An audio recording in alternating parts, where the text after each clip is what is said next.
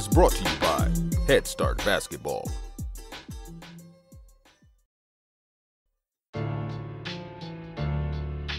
Hey, Hoopheads, our friends at Dr. Dish Basketball are here to help you transform your team's training efforts this summer with exclusive offers of up to $4,000 off their Rebel Plus, All-Star Plus, and CT Plus shooting machines. Unsure about budget?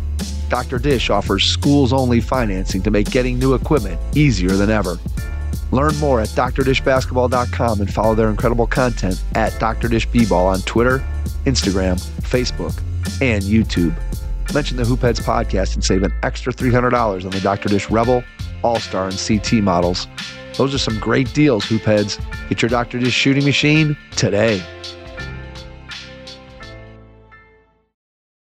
Hi, this is Asim Rastogi from Essential Coaching, and you're listening to the Hoopheads podcast.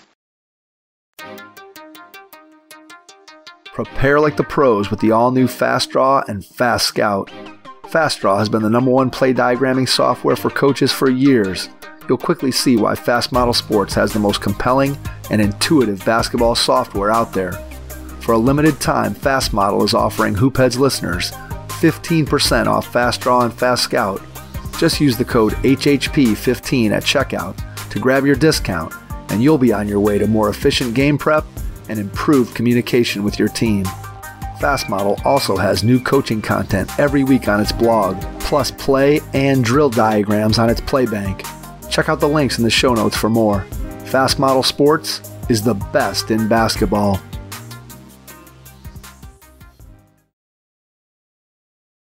Hello and welcome to the Hoopheads podcast. It's Mike Klinzing here with my co-host Jason Sunkle tonight, and we are doing something a little bit different for tonight's episode. Jason and I were talking the other night after our NBA episode, and we thought, you know, it's been a while. I forget how long ago we did that episode of sort of lessons that we'd taken from doing the Hoopheads podcast. And then you said to me, hey, let's talk a little bit about maybe some of the things that you and I have learned that we've incorporated into our coaching. And for those of us, or those of you that are out there in the audience that don't know, Jason coaches middle school basketball, both boys and girls at Olmsted Falls High School here in the state of Ohio. And then I've coached my kids' AAU teams. And right now, I guess I'm strictly an assistant with my daughter's. He's the guy who sits on the bench and is good for a good out of bounds play. Right, Mike? Is that what you say? That's what you've told me. I do a lot of clapping. I'll draw up an out of bounds play once in a while. So he's the MAC 8th grade going into 9th grade, rising 9th grade girls version of Jason Garrett. There you go. The clapper. That's a good way to look at it. I like to think I contribute at least a little bit during practice. But anyway, nonetheless, so what we thought we would do is just maybe talk about a couple things for each of us that maybe we've changed on in terms of our coaching philosophy, things that we've done differently, or just maybe things that we picked up along the way with the podcast. And we're not going to make this a super long episode. We thought we'd make it a sort of a quick hitter. Come in, come out, talk about the things that have impacted us, and maybe give some tips for some coaches that are out there listening that maybe they could take lessons from some of the things that we've learned from all the great guests that we've had on the pod. So Jay, I'm going to let you start and give us the first one. So I think the thing, and I know we've probably talked about this ad nauseum, but the thing that stands out the most to me when I think about all the conversations we had is like, when I first got into coaching, I thought, man, I know so much X's and O's, and I've paid attention to so many X's and O's, and but that X's and O's don't mean anything if you don't have relationships with the kids that you're coaching. I genuinely believe that. It's kind of like teaching, right? Like we have to have relationships with our students in order to build and foster the trust that I am here to help you. I'm not here out to get you.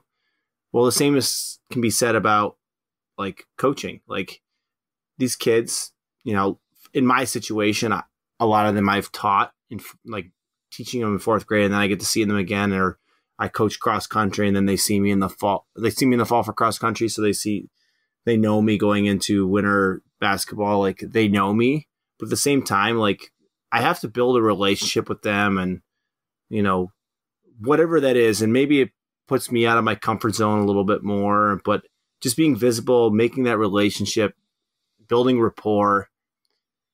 while I think I always knew it was important, I don't think I realized how important it was as I've gotten through the podcast. And I mean, I can't think of a single coach we've ever talked to that's never brought up building good, strong relationships with their players, right? Yeah, absolutely. I think you're 100% right. And I think I would say the same thing in terms of when I started, and even as I went through my coaching career, I think probably what I would say is that to me, when I was younger and pre-podcast, I would say that what was important to me was the basketball, or that's what I thought was important to me, was the basketball piece of it. It was, I'm coaching basketball. I'm getting to be involved with basketball. I'm having an impact because it's basketball. And I think what the podcast has showed me is that, yes, we're coaching basketball, but ultimately, more importantly, we're coaching people. And it's that we're using the game of basketball to be able to impact people. And I've said this to numerous guests, but I think it's really cool that we get an opportunity to use something that we love, the game of basketball, to be able to impact the kids that we coach. And I don't think that that was my mindset. I know 100% it was not my mindset when I started coaching. I can guarantee that. Oh, I mean, 100%. Mike, I think back to the first year I coached middle school girls basketball. I thought my team, we're going to go undefeated. I thought I was going to go undefeated because I knew so much about basketball. It didn't happen like that. I will say this though, and my teams aren't necessarily the best. I coached the B team girls. I fluctuated a little bit, but right now that's what I'm coaching. And, I will say like building the relationship is important, but man, if you can find that one out of bounds play that works every single time, like you execute, you practice it a few times and you execute it in the games. The first time it happens, I'm so proud of the kids because it might have been a long, rigorous process, but man, when it happens, that's the other thing too. I was going to kind of go along with it is like, I think once again, going back to, I felt like I know a lot of X's and O's. I feel like I'm pretty strong with X's and O's, but like understanding that the kids aren't going to maybe pick up on it as quickly as I'd like them to. And I just have to slow down, take a deep breath and make sure that A, they're comfortable, B, they feel safe, and C, they're willing to try things that maybe will put them out of their comfort zone, much like putting myself out of the comfort zone. Hey, like I could think of, I'm sitting on the bench this past season and I'm like, they're running a flex offense. And I'm like, these kids don't know what flex offense. The only reason I know the flex offense is because I played in Strongsville and Joe Lynch was running the flex offense in 7th. We were running flex offense from 7th to 12th grade. Like I'm yelling, it's a flex. And then like the one other coach looks at me like, I've heard that before, but I don't know what that is. Like they're like, we don't know what the flex. So like I drew it up, and as soon as I drew it up and explained it to them, I went a timeout.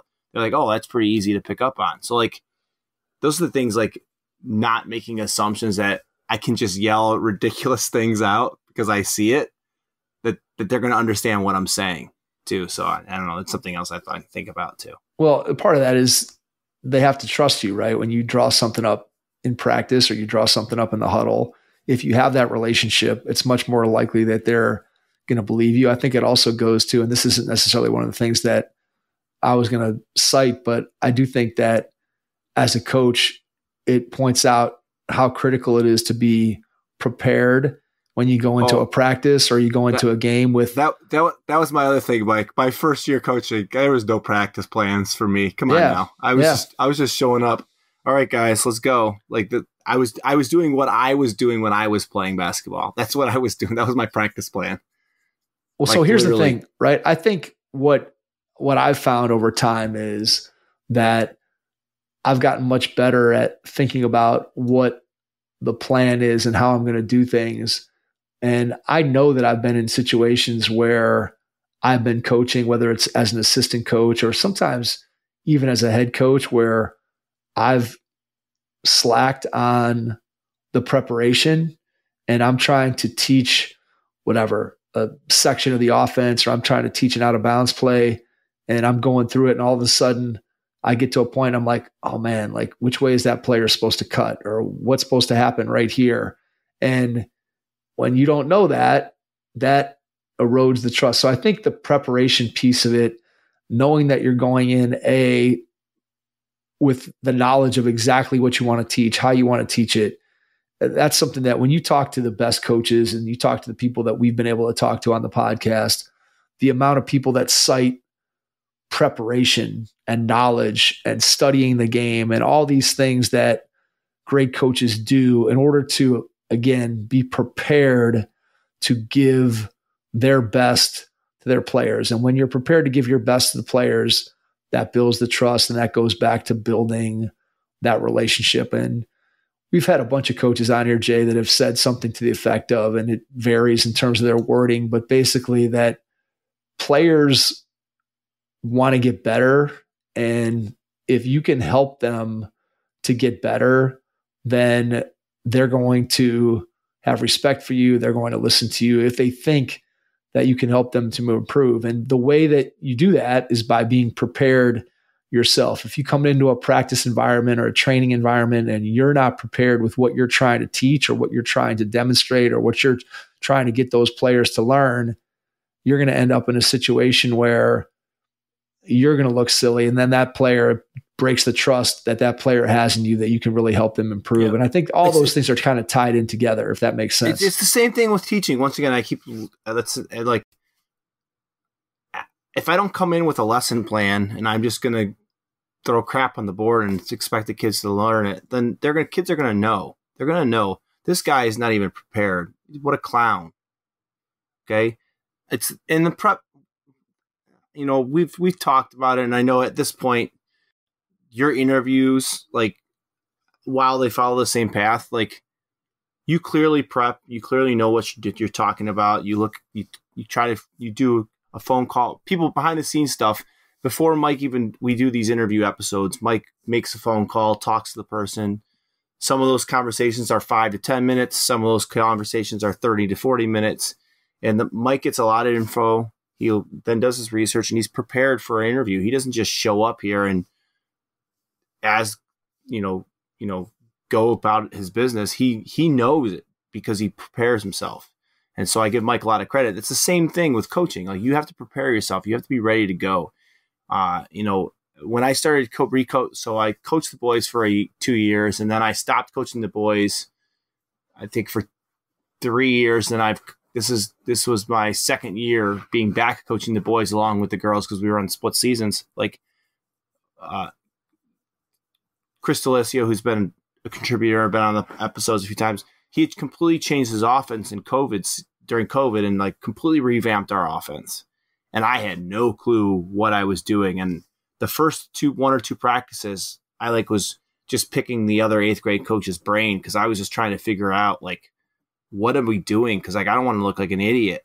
And there were the first 2 or 3 practices, even though I had picked his brain, I still felt like an idiot because the offense got completely revamped. I feel completely comfortable with it now, but it took me a solid week or 2. But at the same time, I prepared. I still probably looked like an idiot at times, but I at least felt like I knew what I was talking about. Whether I executed it perfectly, I don't know. But that's the kind of thing you just have to put the time in. If you're going to be a dedicated, if you want to coach, you got to put the time in. You can't just, I know we could get into a long tangent about what we've seen from AAU coaches, and that clearly don't have no business being an AAU coach, that just literally show up, with sweet uniforms and shoes and yell at kids. Like, clearly we've seen those coaches, and I don't really want to go on that tangent, but I think ultimately being prepared for teaching, for coaching, for podcasting, for life, right? That's the most important thing. Okay, so we have your first one is relationships, which that was on my list. And I know we talked about relationships the last time we did an episode of lessons learned. And I think it's one that, look, there's no question that when it comes to coaching, when it comes to teaching, that the relationships you build make what you do more effective than anything else that you can do beyond that. You have to have that relationship. So we start there. And then we kind of got off on a couple little side notes there. What's your second one, Jay? Well, my second one was kind of the be prepared piece, Okay. like just to understand, like knowing what you're coaching. Yeah. I suppose my main thing, like not that I didn't before, but that's one thing that I've really like taken on. And even, I mean, before we started the podcast, and it was like I was 2 years into coaching, I wasn't always thinking about what am I going to do at practice today. I wasn't always coming prepared as I probably should have. And now, myself and the other coach that I work with, we pretty much collaborate on a practice plan. We try to plan 2 practices ahead to try to prioritize, and sometimes those practice plans have to change based on what we see. But we definitely do more planning than I did my first and second year coaching, for sure. Yeah, it makes total sense. So I think one that I've come around on, and it's still something that I don't want to say I struggle with, but it's still one that I'm trying to figure out the best way to maximize this lesson that I've learned. And that is that when we start talking about putting together a practice for a team or a training session for an individual player, that the value of doing repetitive, same fundamental skill time after time, repetitions, the value of that has decreased in my mind tremendously. Like, I think when I started the podcast, I was probably of the mindset that the younger you go, the more you need that sort of repetitive, okay, we're going to shoot right-handed layups and you're going to jump off your left foot and we're going to do that 10 times in a row. We're going to try to master that skill.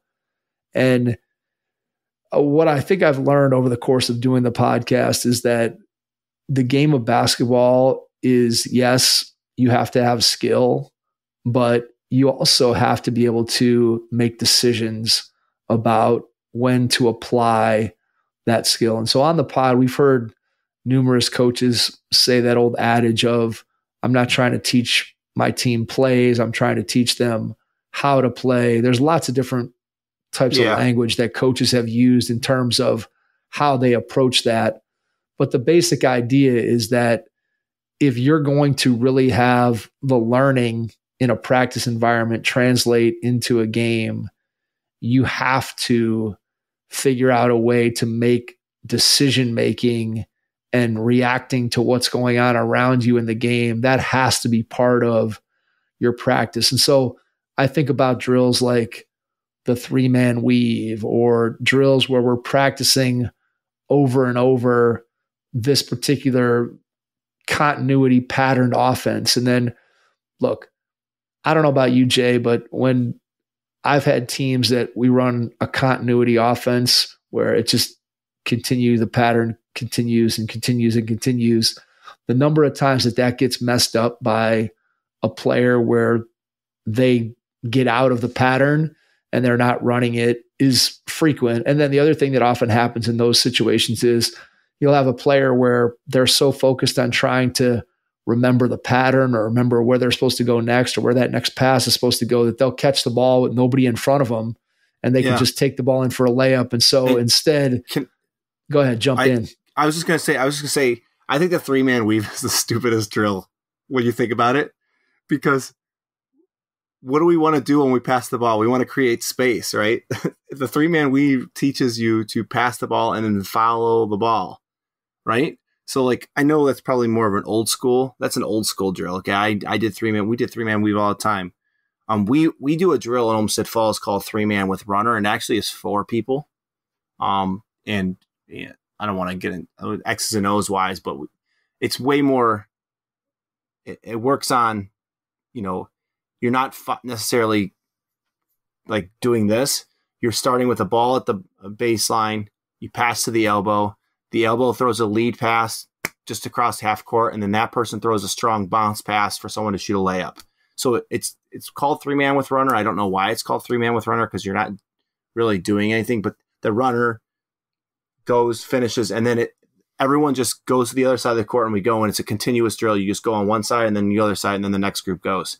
But I think a three-man weave is the dumbest drill, especially if you're running, especially with the offenses that everyone's running now. You want to create space. You want to give players opportunities. Like, I couldn't imagine. I would love to see an NBA coach trying to run a three-man weave, right? You might be surprised. You might be surprised. Who knows? But I think what I've learned and what I've thought about, and again, like I said, I'm not perfect in this in terms of putting together a practice plan and figuring it out for every skill and completely eliminating repetitive drills that are block practice, so to speak, as opposed to random. But it's almost like anything that you do, you almost have to have a defense in there to make it valuable, where if you're working on an offensive skill, you have a defense in front of them, and you can put things in place to limit what the defense can do. Maybe you only have 2 defenders against 4 offensive players or whatever, but decision making has to be a bigger part of the practice. And that's something that I think I've come around on, where especially at the youth level, I think when I first started, like with Meredith and Cal, who are now 20 and 18 years old. So when I started with them, when they were 5, 6, 7 years old, there was a lot of repetitive, hey, we're dribbling here, we're dribbling there, we're shooting layups, we're doing all this stuff. And there wasn't defenders. And a lot of times it's hard, right? Because players, Well, you got to have 10 people to make sure that everyone has to be there. Well, yes, but you can also do some small-sided stuff, and there's things that you can do even one-on-one and whatever. But part of the problem is that it looks really messy when you have 6-year-olds going against the defense, and even if it's in a one-on-one or a 2-on-2. And so it's a fine line of how do you teach that. But I think ultimately what I've come to is that you have to be okay as a coach that things look messy, things that look pretty. Like, you can have a beautiful 3-man weave. If you have a college team and you're running a 3-man weave, that thing should be beautiful. You should be down the floor in 3 passes and laying it in or dunking or whatever. And yet I'm not sure what we're really trying to accomplish with that. So I guess my lesson that I take away is you have to have decision-making has to be a part of your practices, a huge part of it, in order for the learning to translate. To jump on that too, like, how often do you run, like, people are running shell drills and there's no offensive players on the floor, like, or the offensive player just stands there. Yeah. Like, that's not accomplishing anything, because in a game that's not happening unless you're playing a really bad team, right? Even really bad teams move around for the most part. They just move around and run into each other. So, like, I don't know. Those are the kind of things that, I agree with. Over the past 2 AAU seasons, both my son's team and my daughter's team have used Game Changer. It's simply the best basketball team app. We used it to live stream games for parents and grandparents that weren't able to make the games in person. We used it for coaching video. We used it to track both team and individual statistics. And it's so incredibly easy to use, you'll be blown away. Download Game Changer now and start using it with your team. All right. Do you have another one, Mike? Yeah, I would say my other one that I would throw out there, and this goes more towards not necessarily coaching technique, but just in terms of your coaching career. I think one of the things that I've learned that you have to pour yourself fully into whatever job you have in the moment, even if there is a career path that you're hoping to follow. You can't have one foot out the door and one eye on the next job and shortchange the job that you're in at the moment. And the most successful coaches that we've talked to all have mentioned, hey, I worked really hard when I was a graduate assistant at such and such a school, and I was living in somebody's basement, and I was making no money, and the head coach was buying me McDonald's so I could eat. And yet I loved it. I put everything I had into that. And then that's what led to the next opportunity. It's not, hey man, this job was below me and I'm not going to do that. And I don't want to sweep the floors before practice. And I'm not running this errand or doing this task or whatever. It's whatever job I have, I got to throw myself fully into it. And then when I do that, then that next opportunity comes to me. So I think my other one that I would take away again, this is especially valuable, I think, for coaches who are just starting out in your career, is that there's no job that you can have in the coaching profession that's too small, that's too little, that's not that's not too big for you. I think back to the first time we had John Schulman on, and Schulman said, make the big time wherever you are. And that could be Olmsted Falls middle school B team, right? That's the most important thing to you. It's the most important thing to your kids. It's the most important thing to your kids' parents. There probably isn't 50 people in the world that care about that team, but there are 25 people or 30 people that it is super important to. It's the most important thing. And so you've got to pour yourself into it and do the best job that you possibly can. And obviously you're not necessarily in a position where you're trying to climb the career ladder of, getting on to your next coaching position. But there are a lot of people that listen that are in those positions that do want to be able to advance in their career and have bigger aspirations. And I think it just comes down to, you have to work hard where you're at in order to get to where you want to go. Yep. I agree, Mike. Couldn't said it better myself, Mike. It was beautifully eloquent. All right. Anything else that you want to touch on? Any other lessons when you think about your coaching that jump out at you, or no? I can't think of any right this second. But yeah, it was kind of good to reflect on how I used to coach, how I do coach now. And I will say one thing I have changed that might not necessarily be linked to is I used to think that studying film at middle school basketball was going to be worthwhile. And I realized it's not in middle school basketball. I've not found a good use for it. I think there's been a few coaches who talk about they watch film all the time. And then we've had a few coaches that talk about, film's not necessarily as important. We'd like the kids to watch it, but we don't make them. And I'm assuming you guys, as AAU stuff, you guys aren't taking film. Are you taking film and watching it or not? Yeah, we watch some. We'll watch some and try to pick up some things. I think it comes down to the lower the level that you go, the less valuable it is for the players to necessarily, again, how much you have to be very judicious in what you show them and how you use it, and when can they really apply it. I think it's more like, to me, I think the lower levels you go, the less valuable it is as a scouting tool and a prep tool. Yeah. I think the other hard thing for us, like with the way our schedule is, we're playing, our season starts, like we have tryouts in the middle of October, and then our first game is like election day. And then our season's over the first week of January for the girls. And it's like I have 16 games. I barely have any practices. I've got to find time for us to watch film, and you're like an NBA team, no practices. No practices, and then on top of that, it's really, really like, what am I going to do? I'm going to tell the girls, okay, I know you have math homework, or you have science homework, or you have reading to do, and you have lives. I don't have any practice time. I'm going to then have a game, and then going to go make you watch the film. So I don't know. I come both ways on it. Like we watched some film to prep for the boys season. We watched some film to prep for a team because one of the schools in our conference takes video, and we broke down the plays. We talked about the plays that these teams were running, and we knew what was running, but it did not affect the outcome of the game. So once again, is that really an effective use of my time, or should I be working on the skills as opposed to, hey guys, we're going to sit in the room and watch for 30 minutes, watch what we've done and watch what other teams have done? I don't know. I have a hard time justifying spending that time when I could be using the time on the floor when I already have a limited amount of time.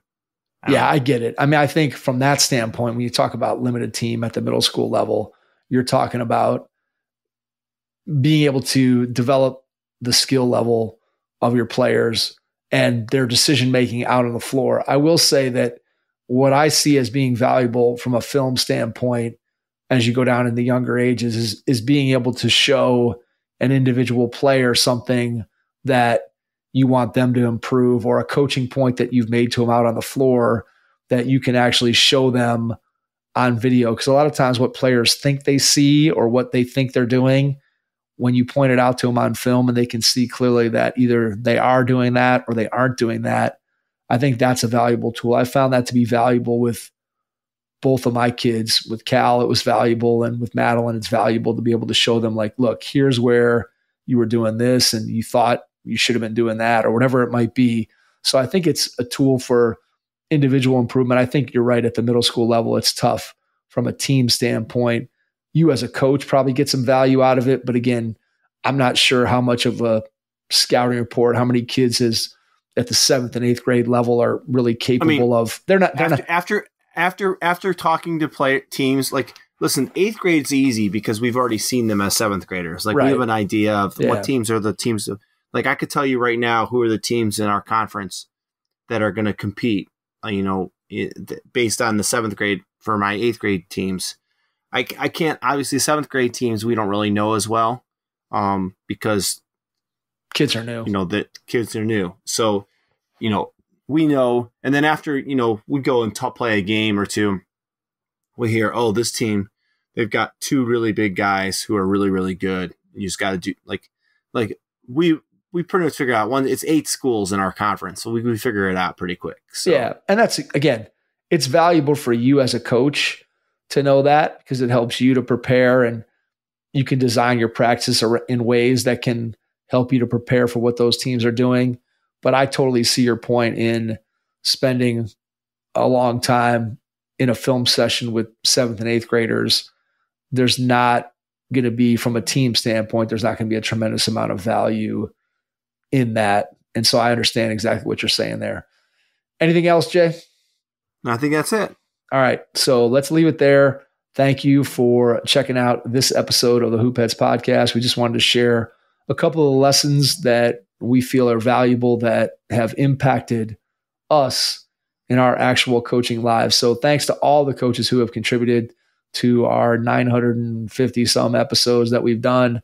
And thanks to you, our audience, for listening. We really appreciate it. And we will be back with another interview episode on Sunday. Thanks.